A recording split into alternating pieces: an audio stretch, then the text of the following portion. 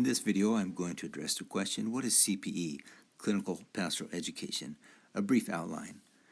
I'm going to talk about it being a part of standard training for the chaplain. I will suggest a video link to go to how do I become a chaplain. I'll talk about how not all CPE programs are accepted by all hospitals. I'll talk about some of the CPE formats, key elements of CPE. I'll talk about the action, reflection, action model. I'm going to briefly mention a stinger. I'm going to talk about the importance of self-reflection, didactics, a transformative community, verbatims, say a word about insecurity and inferiority, and then a few additional components to the training. I hope you enjoy. Hi, welcome. Matt Sanders here. I'm very grateful to the viewer who asked for a video on the CPE program, a little bit more information about that. So that's what this is, a bit of a description of what to expect when you go for your CPE, your Clinical Pastoral Education, your training to be a chaplain. So if you have an interest in being a chaplain in a hospital, hospice setting, palliative care, prison setting, you're going to need a few key elements. And I have a video on how to become a chaplain. I'll put in the description below. But one of the key training elements is CPE, Clinical Pastoral Education. Now, along with that, as I explained in the other video, you need your master's or your MDiv. You need your ecclesiastical endorsement, your faith group endorsement. You need to get all your clinical hours, and you need to be working toward your board certification. So this video is on CPE, Clinical Pastoral Education, which was a transformative experience for me. I'm recording this, I'm in my late 50s, I was in my late 20s when I went through the CPE program, and it was a life changer. So it was about 30 years ago that I went through CPE. So I wanted to make sure that I was up to date as I gave this video, as I'm recording in 2021. And so I spoke with a few of my colleagues, younger colleagues, and folks who have more recently, very recently in some cases, gone through the CPE program. And I also checked the websites of some of our local CPE programs, making sure I was giving you up-to-date information. I want to give this note, though, as one of my teachers in high school used to say, note bene, note well. Not all hospital systems accept all CPE program trainings. So I'm not going to name names, but double check when you're looking for CPE programs. Just say, hey, do other hospitals accept this program, or is it just like more, for your hospital system? If you're training, you'll probably be training in a hospital. So double check that one before you step into a training.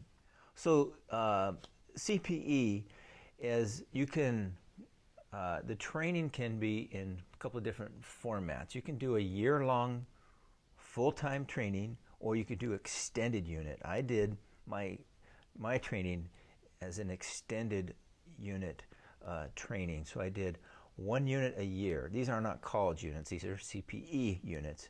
And so if you do the extended unit, as I did, it was, I believe, October to May, and it was about 16 hours a week of in-class training, and then my hospital visitation, or prison. I was working detention ministry, and that took me 4 years to complete. I didn't get paid for it. I paid for it. It wasn't that much, and it still, I don't think, is that much, relatively speaking. And then there are residencies. There are year-long, full-time programs. In some cases, you get to pay, and in other cases, they're actually stipended positions. So check that out in your area if there is a residency. In our area, the stipend, I've been told, is about $30,000 for the year, plus medical benefits. Okay, so there's different options when you go for the training. And CPE is a 4-unit program. And again, these are not college units. In college, you go to one class and it's 3 or 4 units. No. CPE is, if you're going full-time, 3 months, full-time is 1 unit. or part-time, it's about, 8 or 9 months is 1 unit, and you need 4 of those units. A couple of my colleagues, when I was talking to them preparing for this video, they said, tell folks that it's a lot of work. And I had actually kind of forgotten. Yeah, it's a lot of work, but it's so well worth it. So well worth it. It was so transformative for me. Okay, what's the point of CPE? If you boil it down, what is it all about? I think it's 3 main things. One, and this is at the heart and soul of CPE, it's about self-awareness and self-reflection. Self-awareness, self-reflection, understanding what's going on inside of my own heart and my mind when I am being of service to others. Our goal is to be of best service to others as we can in our setting, whether it's healthcare, prison, crisis, whatever it is, to be of best service. In order to be of best service to others, we have to know ourselves. And we have to be pretty darn attentive to self-care. So that's one of what, as I understand it, one of the 3 key components of CPE is self-awareness and self-reflection, facilitating that process. I'm going to say more about it. And number 2, specifics on how to do the job, specifics, training ideas, engaging with particular populations at the hospital, for example, people who are struggling with cancer or pediatric needs and so forth. So specific training on how to be a chaplain, or if it's end-of-life situations that we're working with people. People are struggling with plans of care around being intubated or extubating, discerning, moving toward donor services. If you're working in a prison, those elements. So that's obviously a key element of CPE, is training on the specifics. And I'll say more about some of those specifics in a bit. And then the third element that's core to the whole CPE structure is the context of a supportive, transformative community. It's been really hard this last year with the whole COVID restrictions, so I don't know how CPE programs have been working through that, but that, regardless of how it looks, how the community gatherings look, that's a key element. So those 3 are key: self-awareness or self-reflection, the education and doing the work and understanding it. Put those together, the doing and the understanding of how to do it. And 3, the supportive community. So CPE is based on this action, reflection, action model. The grandfather of CPE is Anton Boysen, and this wisdom comes from his model, where he was big on what he called studying the living human document, where we serve others, and then we reflect on it later. How did those visits go? Could I have been of better service? What was going on inside of me? What was triggering me? So a big part of the CPE, a core, central part of the whole program, the whole process, the whole structure is you get out there and you serve, and then you come back with your supervisor and your cohort, your fellow chaplains in training, and you reflect on that, on your own process, in order to move out again back into action, into service. And then you come back and reflect. So it's this very helpful, transformative, organic process and cycle. It's a learn as you go structure, actually. So you have hours in class, and then you have hours on the floor. You have service. So CPE is about the combining of those processes. So on this topic of self-awareness, self-reflection, I have a little stinger for you, a little stinger. And the stinger is this: if you are not an excellent listener, I encourage you to give serious thought as to whether or not chaplaincy is for you. if you are not excellent at being patient with being with others amidst their suffering, then I would give serious thought as to whether or not chaplaincy is for you. Now, you're watching this video, so you probably are consistently a really good listener, an excellent listener, and you probably are really consistently a really good and excellent person at being with folks amidst their suffering. But if you're not, take a serious look at it. How can we be a good listener, and how can we sit patiently with those who are suffering? It comes back to right here. Can I sit patiently with my own inner stuff? Can I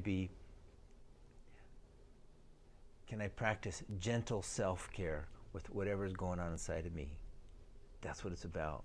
So the CPE program is about training, helping us understand how to be consistently really good listeners, consistently really able, not just willing, but able to be with others amidst their suffering, amidst their struggles. So the whole CPE program is designed to help us develop this for sure. So I encourage you to hone those skills very, very gently but thoroughly. So on this topic of self-reflection, so the context of self-reflection is within a supportive community, is within the your other chaplains who are working with you, and your CPE supervisor. You might have a supervisor and a supervisor in training, which is kind of a bonus. It'd be very nice. And so you'll have typically an hour of supervision a week, and you prepare for that. The self-reflection happens before your hour of supervision with your supervisor, where you just bring up topics that maybe you want to address, buttons that have been getting pushed, may talk about strengths and or struggles. Supervisors have different styles, but typically this would be very much a part of the process. You may talk about also your learning goals at the beginning of each unit. Typically that's standard. Okay, what do you want to focus on these months, for example, and then unit 2, how about this month? Similar learning goals, different.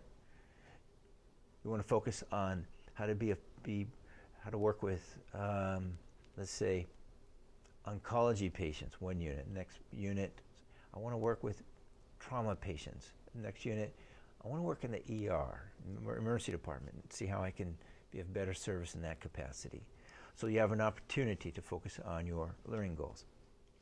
Okay, so part of the CPE program, of course, is the learning how to do the stuff that we're called to do. So there will be classes, there will be didactics, and it could be taught by your supervisor, it could be taught by hospital staff, a physician could come in, for example, or a social worker could come in. An outside guest speaker, let's say someone's going to talk about donor services, someone's going to talk about how to be with folks who have questions, who are asking about next steps following a death. Okay, what information practically do we need to give to them?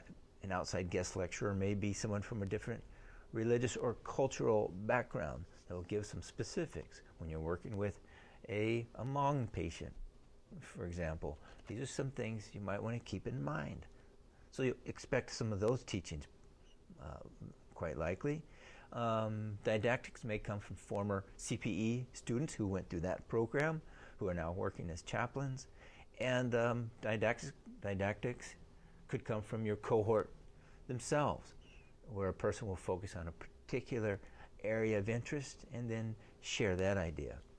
One of my colleagues was talking about her interest was in neonatal loss and pregnancy loss, and so that was her area of study, and then she shared that with her team. Teachings could be on medical ethics, end-of-life matters, family systems, could be, as I mentioned, on different religious or cultural needs. I think of Jewish patients and families, Buddhist, particular, depending on what country they're coming from, Muslim, as I mentioned, Hmong, and so forth, the Slavic community, grief support, as I mentioned, neonatal or pediatric care, mental health matters, obviously, gender and sexuality, and case studies, which are done often in, most prominently and obviously in verbatims, which I'll get to. Now, your small group cohort is a fantastic part of the whole program.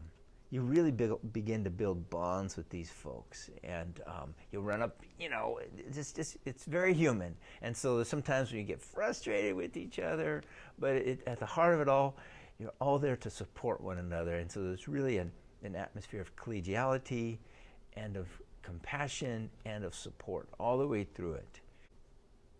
It is so fun to be a part of a cohort and to receive their gifts and challenges, and to be able to offer back to them our gifts and our support, even if it comes in the form of a gentle nudge or a challenge.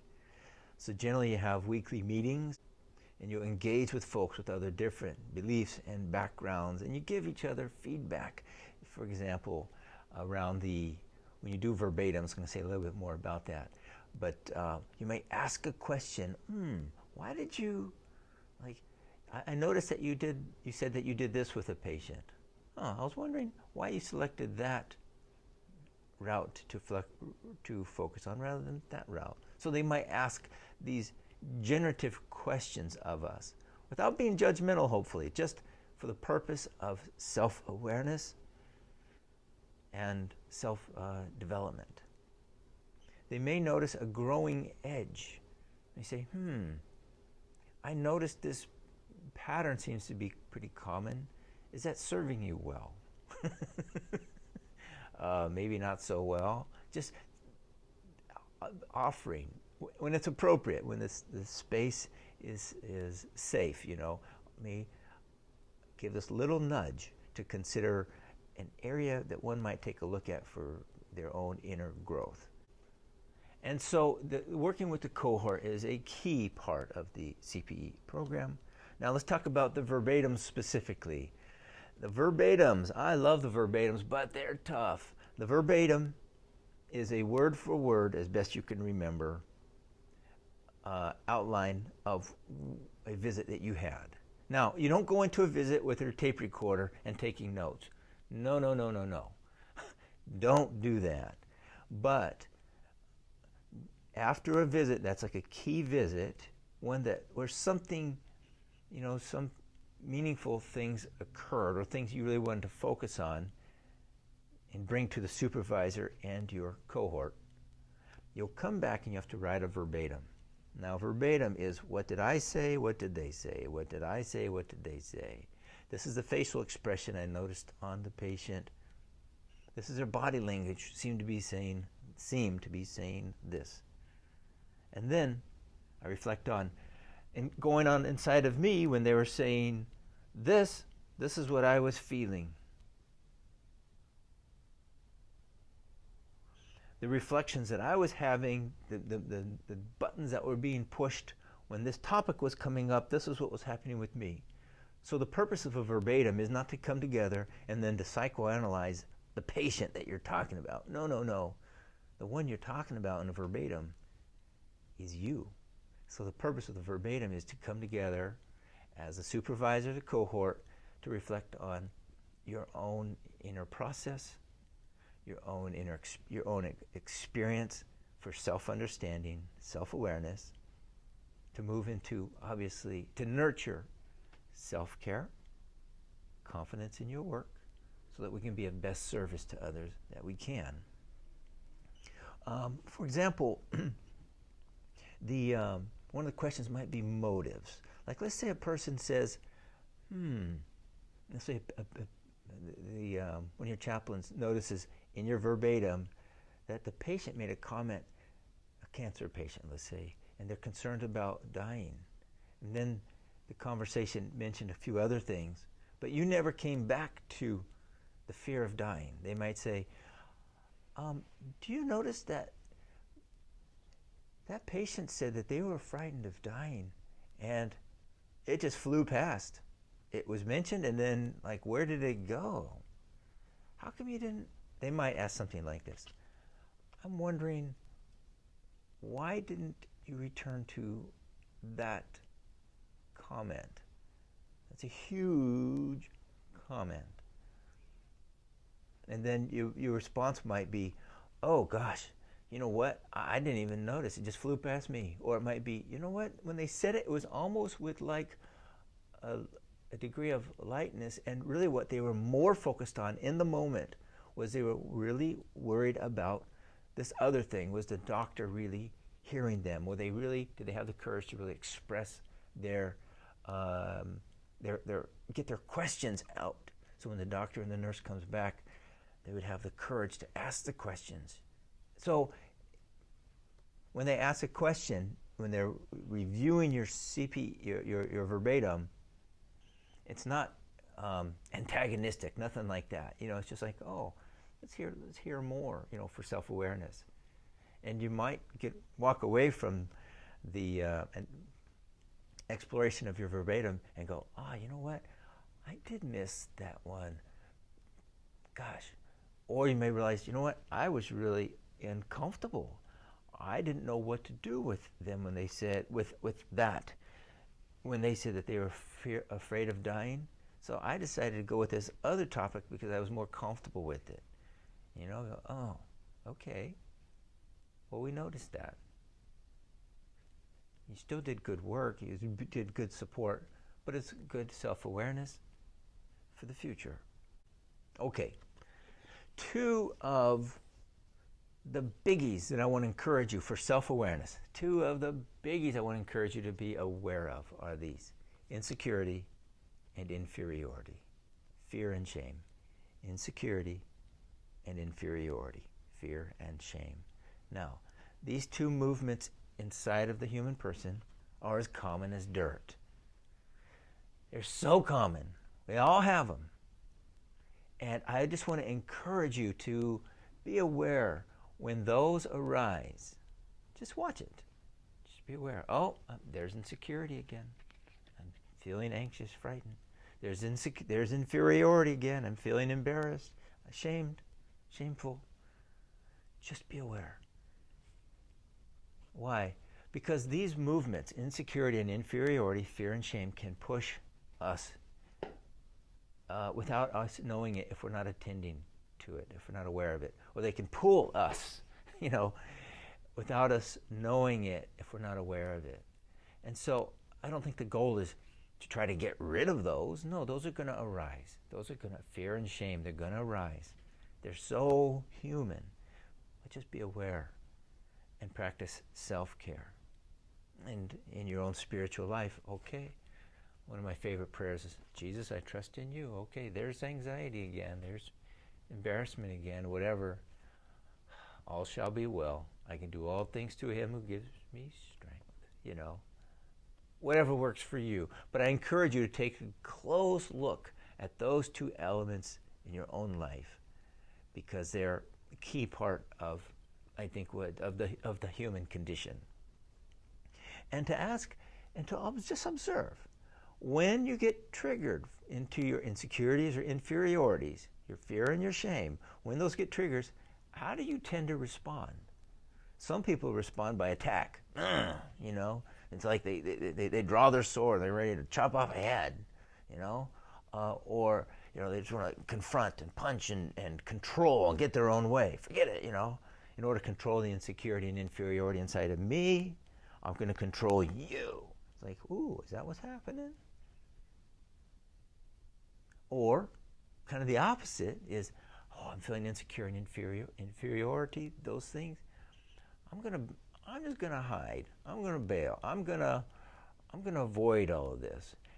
Or get into codependency patterns in which you say yes, yes, yes, when inside you're really saying no, no, no. Or inside you're saying, I'm not sure, I need a little bit more time. So it's just a matter of awareness and self-care.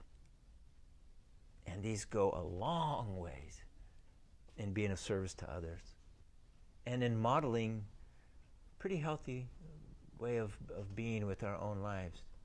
It's good stuff. Wrapping things up, but here's just some tidbits, some additional parts of your training that you can expect. On call, you get to serve, you get to be on call. That's 24 hours, you know, a few times a month.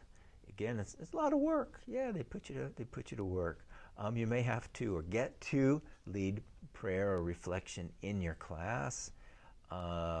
If there's a chapel, you might lead chapel services or meditation services. Again, amidst this COVID time, that's not really happening, but you might do, I don't know, another form of that. You may get to participate in some activities or design some activities. We used to do this Tea for the Soul, which is pretty popular, kind of a nice idea. You may get to work, I mentioned this one, you may have a opportunity to write a particular project paper that you'll teach to the class on a topic of interest, such as I mentioned, pregnancy, loss, or it could be suicide, it could be for a person who's incarcerated, the trauma that underlies all their patterns and what beneath their anger. So you have an opportunity to look at a particular area of interest, and you'll probably have an opportunity to work in different units. For example, oncology, trauma, neuro. You could work in COVID units. I've done a bit of that. A burn unit, if you have those in your hospital, those are tough. Whew, it's very hard. ER, maternal child, you know, baby world, pediatrics, etc., etc. So that's it. I hope that's been of help to you. I wish you well on your journey. Please feel to leave a comment down below. God bless you. Amen.